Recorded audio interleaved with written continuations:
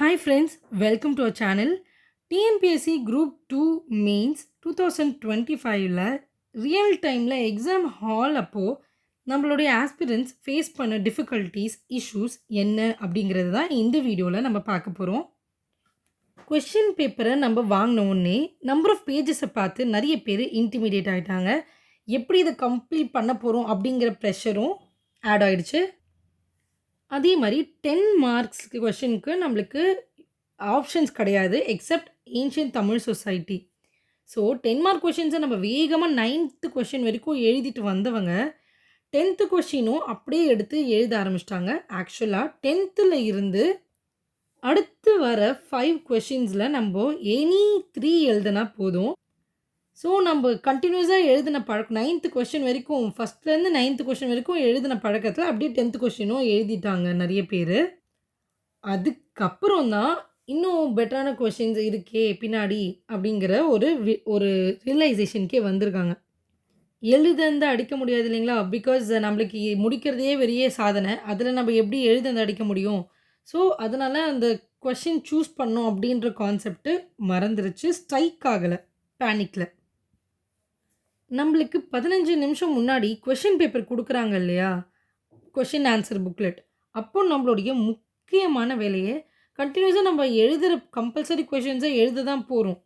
But அந்த 15 மினிட்ஸை நம்ம எப்படி எஃபெக்டிவா யூஸ் பண்ணலாம்னா, நம்ம என்ன ஆப்ஷன செலக்ட் பண்ண போறோம்? இத விட எது நம்மளுக்கு பெட்டரா தெரிஞ்சிருக்கு? இந்த கொஷின் எழுதினா நம்மளுக்கு நெறைய மார்க் வருமா? இந்த கொஷின் எழுதினா நெறைய மார்க் வருமா? சும்மா அப்படியே நம்மள மைண்ட்ல கால்குலேட் பண்ணணும் ஸ்ட்ரக்சர. ஸோ, அந்த திங்கிங் மூலியமா எத்தன பாயிண்ட்ஸ் வருதுன்ட்டு டக்குன்னு நம்ப ரீகலெக்ட் பண்ணி, அது மூலியமா தான் நம்மளுக்கு ஆப்ஷன்ல இருக்க கொஸ்டின செக் பண்ணணும். கிளியரா ஃபிக்ஸ் பண்ணணும். ஓகே. என்னென்ன கொஸ்டின்ஸ்லாம் நம்ம எழுத போறோம் அப்படிங்கிறத ஆப்ஷன்ல எலிமினேட் பண்ண போறோன்றத முடிவு பண்ணியிருக்கணும். என்ன எழுத போறோம் அப்படிங்கிறதையும் நம்ம முடிவு பண்ணியிருப்போம். ஸோ, அப்ப நம்ம என்ன பிளான் பண்ணுவோம்னா, எந்த கொஸ்டின்ஸ்லாம் ரொம்ப நல்லா தெரியும் அப்படின்னு சொல்லிட்டு நம்ம பிரையாரிடைஸ் பண்ணணும். நல்லா தெரிஞ்ச கொஷின்ஸை ஃபஸ்ட்டு எழுதணும். அதை தொடர்ந்து சுமாரா தெரிஞ்ச கொஷினை போக போக கடைசியில எழுதணும்.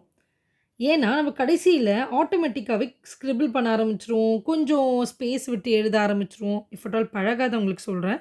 ஸோ ரிப்பீட்டடா மெயின்ஸ்லயே இருக்கவங்களுக்கு இது எல்லாமே வரும் நேச்சுரலாவே. ஸோ நம்ப நல்லா தெரிஞ்ச கொஷின்ஸை இனிஷியல்ல எழுதியும், கொஞ்சம் நம்மளுக்கு டவுட்ஃபுல்லா இருக்க கொஷின்ஸ் கரெக்ட்டா தெரியுமான்றது, பாயிண்ட்ஸ் கம்மியா இருக்க கொஷின் நீங்களா அடிச்சு விட போறோம் அப்டின்ட்டு முடிவு பண்ணியிருக்க கொஷின்ஸ் எல்லாம் பின்னாடி எழுதணும்.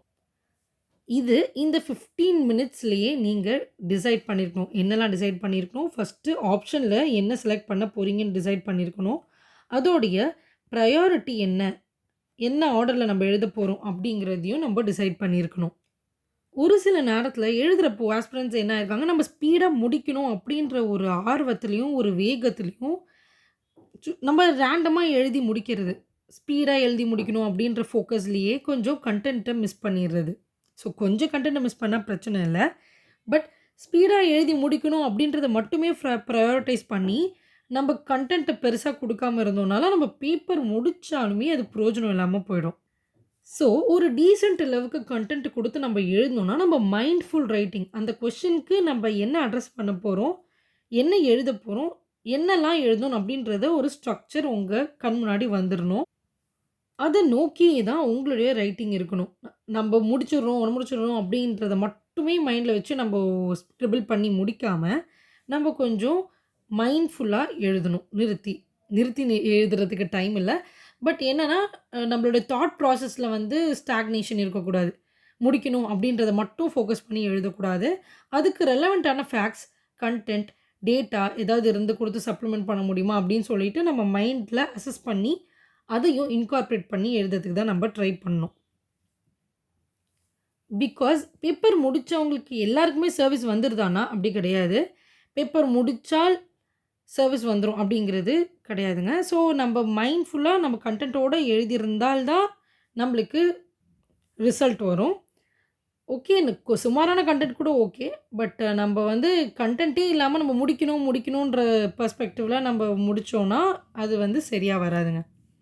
நெக்ஸ்ட் நம்ம இந்த அளவுக்கு பிளான் பண்ணியுமே கூட, சம்டைம்ஸ் நம்ப டைம்ல கம்மியா இருக்கலாம். அப்போ நம்ப ரொம்ப அத அப்பட்டமா காமிக்கிற மாரி, ஒரு லைன் விட்டு ஒரு லைன், ஒரு லைனுக்கு அப்புறம் நம்ம ஒரு லைன் விட்டு எழுதுறோம். அப்படின்னு ரொம்ப அத தெளிவா ஓப்பனா காமிக்காம, ஒரு மெயின் ஹெட்டிங்க்கு கீழ எப்படியும் சப் ஹெட்டிங்க்கு ஒரு கேப் விடுவோம் இல்லைங்களா? ஸோ அது மாரி ஸ்பேசிங் கொஞ்சம் பார்த்தா தெரியாத மாரி, ரொம்ப விட்டு விட்டு எழுதியிருக்காங்கன்னு தெரியாத மாரி நம்ம ஸ்பேசிங் பண்ணணும். கடைசியில ஒரு 3 லைன்க்கு முன்னாடி முடிச்சுருங்க. ஒரு 4 லைன்க்கு முன்னாடி முடிச்சுருங்க. அந்த மாரி நீங்க பண்ணீங்கன்னா, நெறைய விட்டு எழுதியிருக்காங்க அப்படின்ற பெர்ஸ்பெக்டிவ் வந்து கிரியேட் ஆகாது. இந்த பிரையாரிடைஸர்ன்னு ஏற்கனவே சொல்லியிருந்தேன் இல்லைங்களா? எக்ஸாம்பிள் நான் இதுக்கு சொல்றேன். இப்போ நம்மளுக்கு நடந்து முடிஞ்ச குரூப் 2ல ஆர்ட்டிஃபிஷியல் சீட்ஸ் அதோடைய பிரிப்பரேஷன் ஸ்டெப்ஸ், அதோடைய அப்ளிகேஷன் இன் ஃபாரஸ்ட்ரி இப்படின்னு ஒரு கொஸ்டின் கேட்டிருந்தாங்க.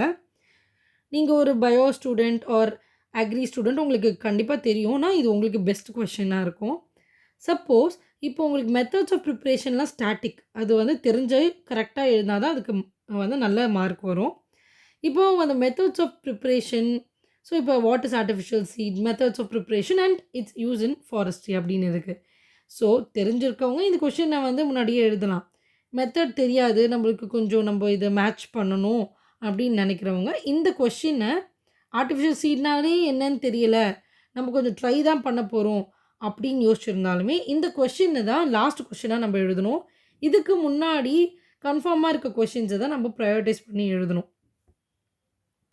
நம்ப மாட்டுக்கும் நல்லா தெரிஞ்ச ஒரு 40 செகண்ட் அமெண்ட்மென்ட்டையோ, இல்ல நம்மளுடைய ஃபினான்ஸ் ரெக்கமெண்டேஷன் கொஸ்டினையோ கடைசியில எழுதுறோம்னு வச்சிருந்தோம்னா என்ன ஆகும்னா, இதுக்கு போடுற டைம் வந்து அதுக் கடைசியா நல்லா எழுதக்கூடிய கொஸ்டினையும் இம்பேக்ட் பண்ணிடும். ஸோ, இப்போ இந்த மாரி உங்களுக்கு ஓரளவுக்கு தெரியிற கொஸ்டின்ல நீங்க எவ்வளோ தான் எழுதினாலும், மார்க் வந்து நார்மலா தான் வரும். நல்ல மார்க் வருமான்றது சொல்ல முடியாது. பட் நல்லா தெரிஞ்ச கொஸ்டின நல்லா எழுதுற பட்சத்தில நம்மளுக்கு வந்து ரிட்டர்ன்ஸ் வந்து அதிகமா இருக்கும். நல்ல மார்க்கே வரும். ஸோ, அத நம்ப விட்டுறக்கூடாது. இந்த மாரி அ டயலமா கொஸ்டின்ஸ் கொஞ்சம் கம்மியா தெரிஞ்ச கொஸ்டின்ஸ கண்டிப்பா நம்ப அத வந்து கடைசியில பின்னாடி தான் நம்ப எழுதணும். நல்லா தெரிஞ்ச கொஸ்டினுக்கு ஃபோக்கஸ் போட்டு எழுதணும். எப்படி நம்போ ஸ்பேசிங் பண்ணி முடிக்கிறது, லைன் விட்டு முடிக்கிறதுன்னு சொன்னேன் இல்லைங்களா? மேல ஹெட்டிங்கு, சப் ஹெட்டிங் கொஞ்சம் கடைசியா ஒரு 3 லைன் முன்னாடி முடிக்கிறது, ஒரு 4 லைன் முன்னாடி முடிக்கிறது. ஸோ, இப்படி நம்ம பண்ணி முடிக்கலாம். அத தாண்டி நம்ம ஸ்பீடா நம்ம வந்து நம்ம என்ன எழுதுறோன்னே தெரியாம, நம்மளுக்கும் தெரியாம, அவங்களுக்கும் தெரியாம, இவாலுவேட்டருக்கும் தெரியாம முடிக்கிறது. ஸ்க்ரிபிள் பண்ணி முடிப்போம் ஒரு சில பேரு. அப்படி மோஸ்ட்டா ட்ரை பண்ணாதீங்க. பிகாஸ் நீங்க ஸ்க்ரிபிள் பண்ணியிருக்கீங்கனாலே, அவங்களுக்கே ஒரு இம்ப்ரஷன் குடுத்துரும் இல்லைங்களா? சும்மா தான் நம்ப ஸ்பீட் பண்ணி எழுதியிருக்காங்க. சும்மா ஸ்க்ரிபிள் பண்ணி விட்டுருக்காங்க. ஸோ, நம்பளுக்கு வரக்கூடிய மார்க்கும் கூட அது குறைக்க வாய்ப்புகள் இருக்கு. ஸோ, நம்ப டைம் கம்மினால ரொம்ப ஸ்க்ரிபிள் பண்ணி எழுதுறோம் அப்படிங்கிறது வெளிப்படையா தெரியாம, இந்த லைனுக்கு என்ன கான்செப்ட்டோ அதே தான் ஸ்க்ரிபிள்க்கும். ஸோ, நம்மளுக்கு வெளியில அவ்வளவா தெரியாத அளவுக்கு நம்பளுக்கு எழுதி முடிச்சிரணும். கொஞ்சம் ஸ்க்ரிபிள் பண்ணலாம். ரொம்ப ஸ்க்ரிபிள் பண்ணிறக்கூடாது. பிகாஸ் அது வந்து நம்மளுடைய இவாலுவேட்டர் மைண்ட் செட்டையும் கொஞ்சம் அதுக்கு வந்து ஃபோக்கஸ் பண்ணி அதுக்கு நார்மல் மார்க்க விட கொஞ்சம் கம்மியான மார்க் குடுக்க வாய்ப்புகள் இருக்கு. சாய்ஸ் ஆஃப் கொஸ்டின்ஸ் ரொம்ப முக்கியங்க. நம்ப ஒரு சில நேரத்தில நல்ல கொஸ்டின விட்றதுனால கூட சர்வீஸ் போயிருக்கு. அதாவது சுமாரா தெரிஞ்ச கொஸ்டின செலக்ட் பண்ணி எழுதி, நல்லா தெரிஞ்ச கொஸ்டின நம்ம ஆப்ஷன்ல விட்டுட்டோம் அப்படின்ற பட்சத்திலயும் மார்க் குறைஞ்சிருக்கு. சர்வீஸே கூட கிடைக்காம போயிருக்கு. ஸோ, கொஸ்டின் செலக்ஷன் ஆப்ஷன் இருக்கிறப்போ ரொம்ப முக்கியம். நல்லா தெரிஞ்ச ஆப்ஷன செலக்ட் பண்ணணும். அது அந்த 15 மினிட்ஸ்ல கண்டிப்பா நம்ப சூஸ் பண்ணி முடிச்சிருக்கணும். அதே மாதிரி டவுட்ஃபுல் கொஸ்டின கொஞ்சம் சுமாரா தெரிஞ்ச கொஸ்டின பிரையாரிட்டி வைஸ் பின்னாடி தள்ளி எழுதக்கூடிய மனப்பக்குவம் வந்து அந்த எக்ஸாம் ரியல் டைம் என்வாயர்ன்மெண்ட்லயும் நம்மளுக்கு டெவலப் பண்ணிக்கணும். நம்ப அந்த பதட்டத்தில இத மிஸ் பண்ணக்கூடாது.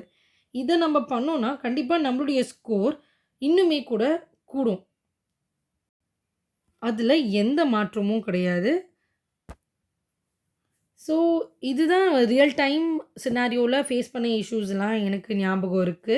அண்ட் நான் கம் அக்ராஸ் பண்ண பீப்பிள் சொன்னதும் சேர்த்து இதுதான்